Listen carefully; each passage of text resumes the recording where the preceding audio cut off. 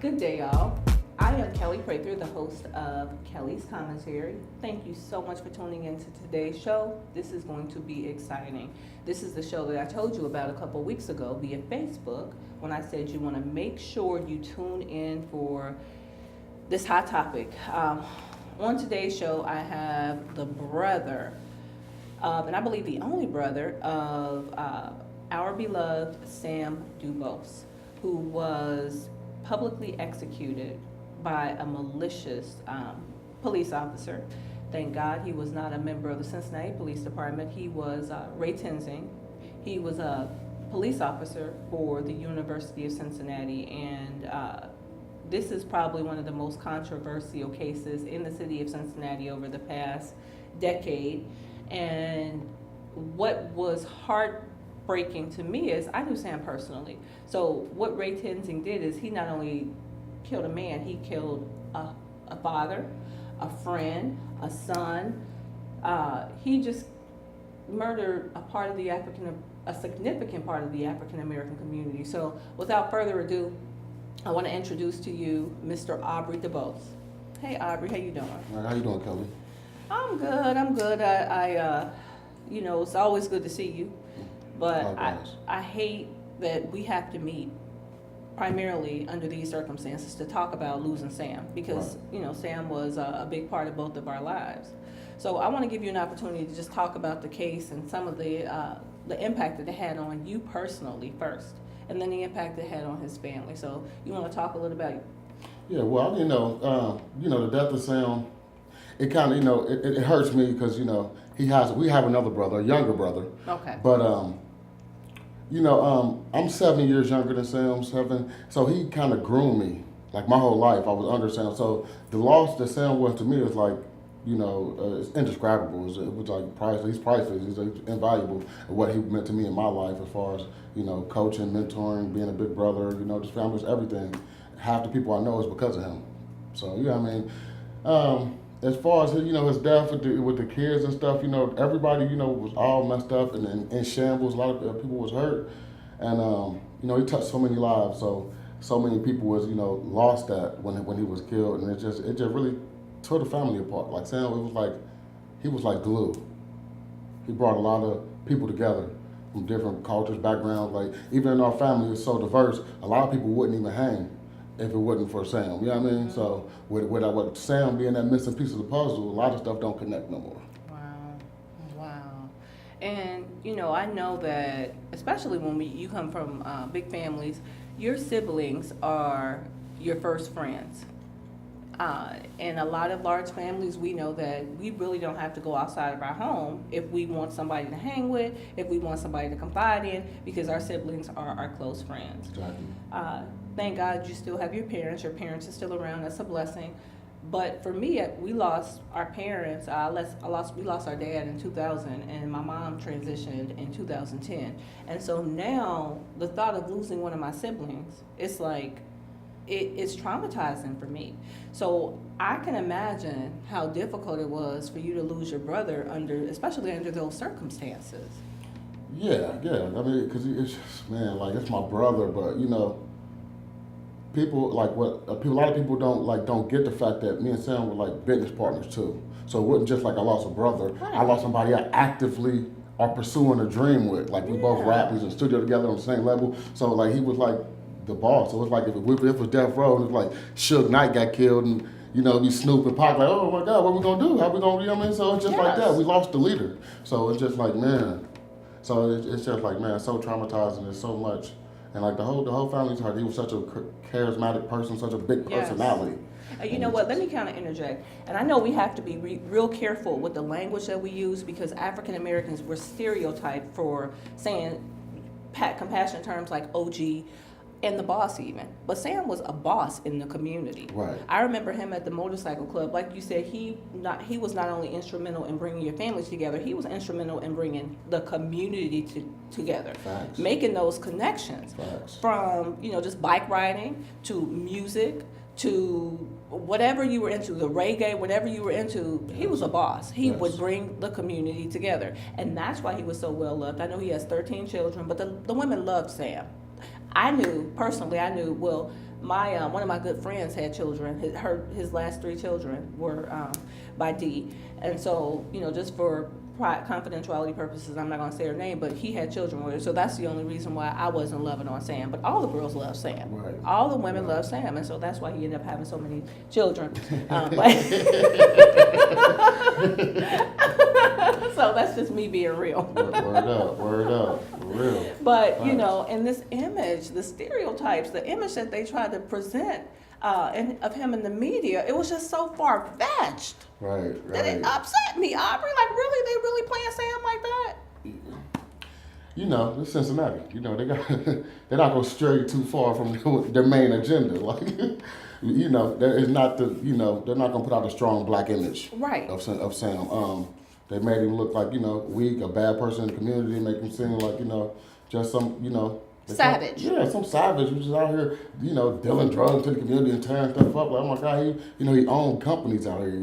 He built businesses, like I said, motorcycle clubs. He owned reggae clubs, record labels. Bars, you name it. Like, Sam was into it. So it's just like, man, for the media to twist the story like that, all because they want to make Tenzin look good. Right. And so it was just like, man. The media put Sam on trial, and it was Ray Tenzin who was on trial. Right. But that's what they do to our community. Mm-hmm. They want to show us in a negative light. They're so thirsty, so desperate to put us in a negative light that we don't even get the real story.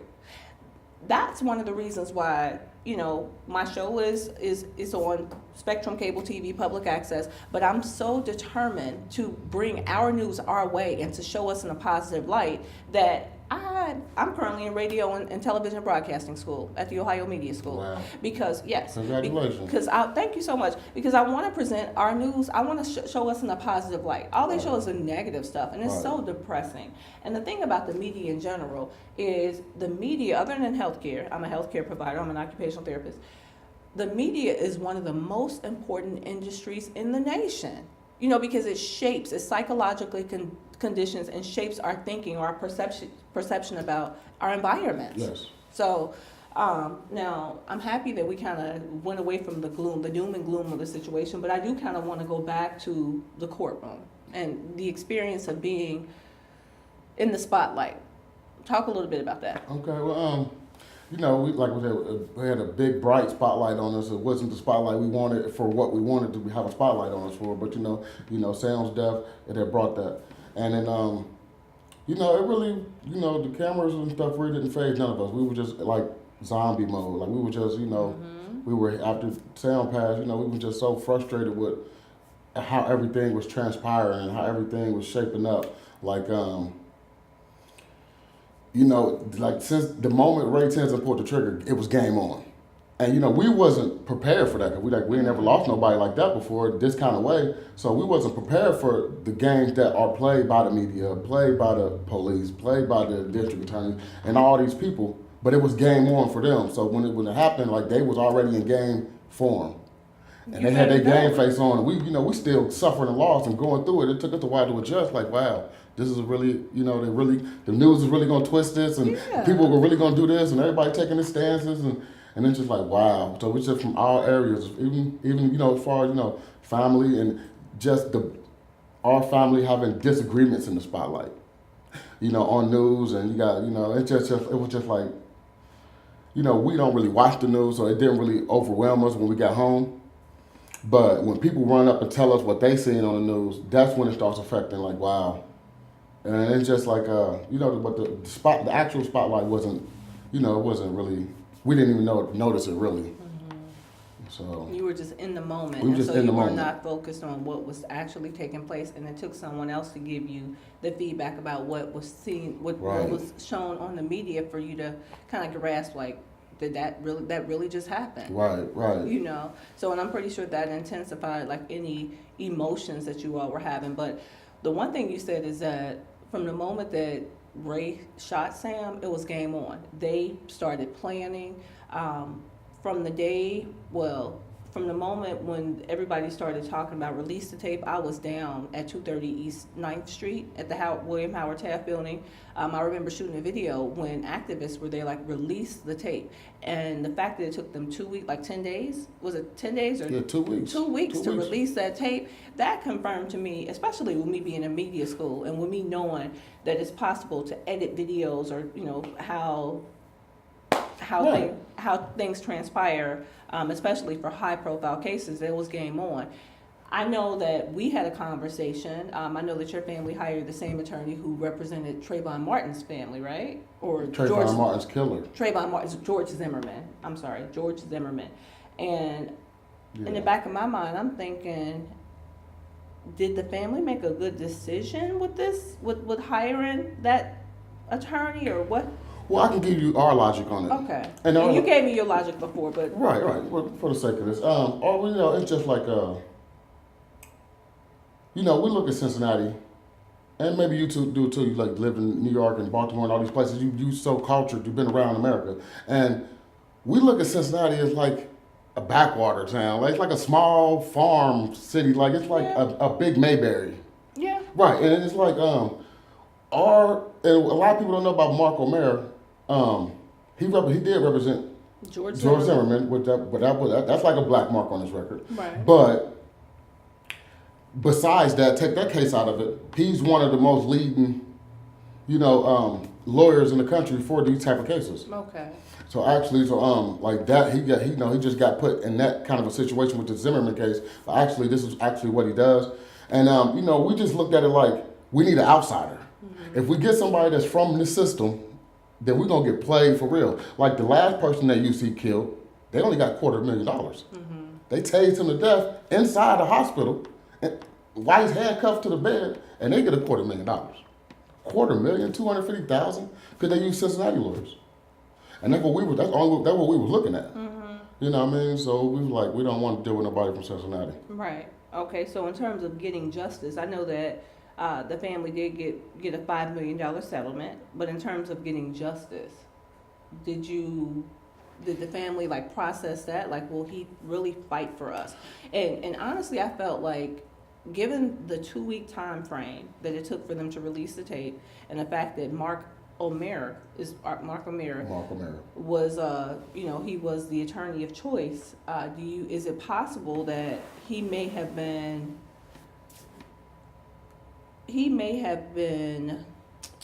encouraged to take the case because ultimately they had not planned on getting justice for Sam? You think that's possible? Well, I mean, you know, that's like a slippery slope, because I got a lot of, you know, theories in my head, you know, but I try to keep it as straight as I can. I would just say this, you know, Mark O'Mara, you know, he didn't mind try to get back in the good graces with black people. Okay. So he was, you know, I thought he was out for justice, but he don't practice law in Ohio, so he didn't have anything to do with that. So it was just like it was Joe Deiters who was going to be in charge of that. Mm-hmm. As far as what Mark O'Mara's purpose was the negotiation, mm-hmm. and we believe that we only got the $5 million settlement because of Mark O'Mara. Because of Mark O'Mara. Right. Okay. As far as justice, do you think that ultimately, I know that the case is now in federal court, do you think that you'll get justice? I mean, I'm hoping, you know, Ray Tanton only spent like 5 hours in jail this whole time. Right. So, I mean, it depends on what we're looking at as justice. You know, to me, we can never get justice. Right. In my opinion, justice, we can never get justice. You know, I just think, I would rather, out of this situation, we would rather see change. Mm-hmm. Because, we wanted him to go to jail. He's not in jail. Chances, federal, anything at the federal level takes a long time. So, you know, we just look at it like, if we can get this city that we love so much to start, you know, caring about every community in the city, you know, equally, then that'd be a big step in the right direction for us. Okay. Because justice, it depends on what we consider justice, and I don't think we're going to get the justice that we're looking for. Right, right. And I ran for the U.S. Senate last year. Yes. And when I ran for the U.S. Senate, I was appointed to the Democratic National Convention's Platform Committee. Honestly, between me, you, and the viewing audience, one of the pieces of legislation that I pushed for was for police officers to be held accountable, for police officers who exert deadly force on unarmed black men to be held accountable for their actions. I love and respect a lot of the police officers who take their duty to serve and protect seriously, and who really have an interest in protecting the community. But I also believe the police officers need to know that although they are charged with upholding the law, they can be subjected to the law if they break the law. I'm appalled with that 5-word statement that gets them off when they kill people in the line of duty. I feared for my life, because with me being a black woman, even if I felt intimidated by you and I said, I used that same statement, I murdered you, and I used that same statement, I feared for my life, it's not going to be as easy for me to walk free. No. I have friends and family members who are sitting in jail. I mean, they didn't have the community members rallying around them to get bail money to help them get out of jail. They are in jail on murder charges, and they're still sitting in jail. So from the same time frame that Ray Tenzing murdered Sam, they're still sitting in jail. They didn't have people rallying around them to get them out of jail, to help them get attorneys. And I question whether or not Mark was actually encouraged to fight the case to, again, help ensure that you all got the best settlement possible. But in terms of getting justice, I don't know whether he did that. Now, I do understand that he had to get back in the good graces of the black community, but I'm not sure that that objective was met either. Yeah, maybe not. Because we didn't get justice. As far as I know, they could have paid him to say, do this, do that. What we know about money is like, money don't really exist. It's money everywhere. You got TDA accounts. You got money everywhere that you can draw from, and they can only come up with this little bit of money, and it's just like Thank you for saying that was a little bit of money between 13 kids, siblings, and parents. That was a little bit of money. That was tiny. I mean, like we said, I've been doing a lot of research on financial. Like we all got TDA accounts that's worth hundreds of millions of dollars, and they can just tap into those, and it's just like maybe that's all they did was tap into his TDA and gave us a little bit of that. Like it's so crazy how the game is played, because we don't know at what level because this was the first time that the Ohio treasurer or the person in charge of the whole state or something like the governor, so he was in the negotiations with the lawyers, and they don't even do that. But they came to Sam's negotiate for the money. Yeah, so it's like, what are y'all doing? The governor or the treasurer? Yeah, the attorney general or something. It was crazy. It was probably the attorney general. Okay, yeah, it was like, why are you here? You know what I mean? So it's just like, there's so much stuff going on. So between us and the viewing audience, it's a game. It is a game. It's a game. It is a game. It is a game. And let me, I just, in my spirit, Aubrey, and I can tell you this, and I've said this in front of audiences before, I just felt like the way that Joe Deiters sensationalized the case, talking about, this was a malicious, heinous crime, and he set it up so that Ray Tenzing could walk. I felt in my spirit that he sensationalized the case so much that he did not want Ray to be charged. He didn't want Ray to be charged. And then to make it worse, he made the announcement that right before his re-election, the way that he and Judge Megan Shanahan, the way that they presented the charges or said that he would be, I'm not sure exactly what happened. Like, he would be conviction, or they made it seem like they had the family's best interest at heart and they were going for a conviction. And it was just so that he could get reelected. It was theatrical. Yeah, it was like a major production for political posturing. Yes. I mean, to me, I think it was that. And also they did the best job I ever seen of, deterring a riot. Yes. They used us so perfect to deter this riot. And I'm like, that was, looking back on it, I'm like, they played us. They got us. They really did. They got us. They did. Yeah, so I'm just like, it was interesting. It was a learning experience. I know what to do next time, if there's a next time or whatever. It's just so, it's just like, man. But on the same token, we didn't really want to. We don't want the city. We want people to tear the city up. Right. Because I already feel, me personally, it's just my personal opinions about the city and the black community, if we don't come together enough. And we only come together when it's time to tear stuff down. Right. And I don't like that. Because we seen Ray Tenzing, he raised $200,000 in a day. Yeah. When Sam died, we couldn't raise $6,000 for his burial expenses, and I just think that's black people. We should all look at that in every situation all over the country, because these races is raising money at alarming rates. But when anything happens to black people, they can't raise nothing, and if they do raise $500,000, they expect the world for it, and I don't get that. Right. And I'm happy you mentioned that the family did not want rioting. I'm with you 100% on that. After Timothy Thomas, who was also a friend of our family, Right. after he was murdered in the civil unrest broke out in 2001, that served as the catalyst for what they're calling the renaissance of OTR. But the riots, which contributed to the demolition or to the destruction that took place in Overland and led to developers coming in, getting multi-million-dollar contracts. Gentrification, exactly. Yeah. And the only people who lost in that situation was the black community. So we lost all around. Yeah. We lost 15 or 14 African-American men to police brutality, and then we lost our community. And we don't have money to go back and buy into the community, and they're working to continue to displace us out of the community.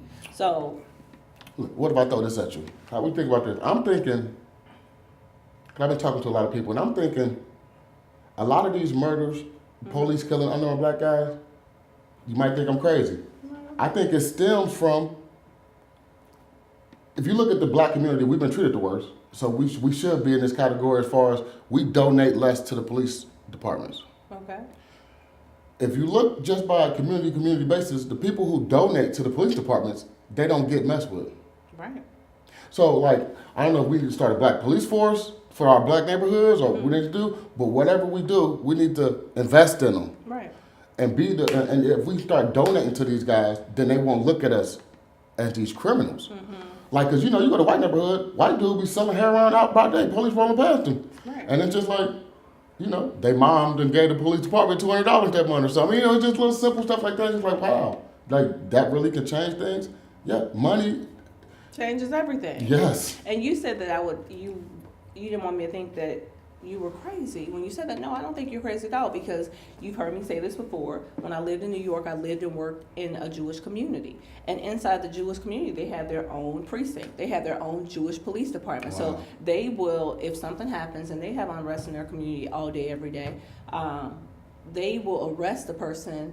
The Jewish police department will come and arrest the person and try to handle negotiate the disagreement before they call the regular police. And so, no, I don't think you're crazy when you're saying that. Just like when the Jewish people from the Jewish culture were not allowed to go to regular hospitals, they started a Jewish hospital. So we need to start having our own private sector police department, our private sector healthcare facilities. I mean, I'm all for starting a black hospital. I don't know what we would call it.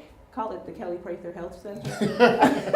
Right. You see how I bounced back to that? We need to start having our own. And actually, when I came back to Cincinnati, I came with the thought of creating a new Black Wall Street, where we were pooling our resources and having private sector wealth, creating private sector wealth. And if there was a public fund that we could pull from to support it, for capital, startup capital, that's fine. But I totally support what you're saying. I get what you're saying. And if we can support the police department, then so be it. If we had, and as a matter of fact, you know Taka Massey from Shop Talk Live? Yeah, I heard of it. We talked about working on helping our problems from inside out. We understand that we have an issue of violence, senseless acts of violence in our community, but what we really tried to do is we tried to work with the Cincinnati African American Firefighters Association and the Sentinels, have them come to the table so that we could talk about our problems collectively and work on our problems inside out. So that's kind of what we were trying to do. But they're unionized, they're in unions, so the unions, they would lose their union protection if they started something like that. But I'm all for that. All for starting a new Black Wall Street / community / we're getting us together. Right. A program or organizations designed by us for us to improve the quality of life. So I totally get what you're saying. I get what you're saying, and that's what we need. I mean, yeah, I don't know if we need to segregate for a while and get our stuff together, but we need to do something, because like this ain't our society. It wasn't built for us. It was built by us, but not for us. And it's just like it's just so many games played in society. Like, and it's just like, it ain't like you can have skills. You can have the skills to pay the bills, but if you don't know the right people, you're not going nowhere. Aubrey, exactly. I have 5 college degrees. I'm working on a 6th degree, and if you're not in that network, they don't care what you have. It's not. Wow. It's not what you know, it's who you know. If you ain't connected, you ain't getting nothing. Right. And trust. And like you said, it's a game. Politics it's all political and it's all a big game. And so, just my experience when I ran for the U.S. Senate and just saw how things were going, it opened my eyes. And that's why I'm an independent candidate, because I'm unbought and unbossed. And when you work for those different parties, they talk about gangs in the community. I'm a firm believer that, in a way, these political parties have like gang mentalities. It's kind of, and it's frightening, and it's frightening, but it is our reality. But I mean, in spite of the fact that we lost someone who we love and we cherish dearly, you see how we come together and we're talking about solutions to dealing with these issues moving forward. We talked about creating or supporting a police department that supports our community. We're talking about pooling our resources. We're talking about how Sam was he was a bridge maker where he brought the community together. And so my charge to you is just fulfill his legacy. I know that you're doing that through your music, and we only have a couple minutes left, but I know that you're rapping. So I want to give you an opportunity to tell people where they can find some of your music, and I commend you for using your music as a healthy outlet. That's your therapy. Whether you realize it or not, that's therapeutic for you. And so I'm happy that you have that. So like I said, we have a couple minutes left, so I want to give people an opportunity, you an opportunity to tell about your music. Okay, I'm Aristotle Nice. My most recent album I just dropped is dedicated to Samuel DuBose and Bridget Shepard. It's called Blood River. It's available worldwide, iTunes, Google Play, everywhere. You can go get it. It's doing real good. It's a good album, man. If you want some good positive music, strong community reinforcement type of music, like it's there. We for this album, because I really do gangster rap, but for this album, we left all that gangster stuff out. Mm-hmm. Right. We wanted to talk about stuff Sam wanted to talk about. Exactly. And Sam was a very peaceful person. Yes. In spite of what the picture that they tried to paint of him in the media, he was an extremely peaceful person. And I commend you. I commend the family for saying, we don't want you all to destroy the city. We just want peace. We want to settle this peacefully. And I commend you for that, because it shows our growth and even my growth. Instead of working backwards, we're moving forward. And that's part of, like I said, Sam's death served as a catalyst for me to get into politics in a sense.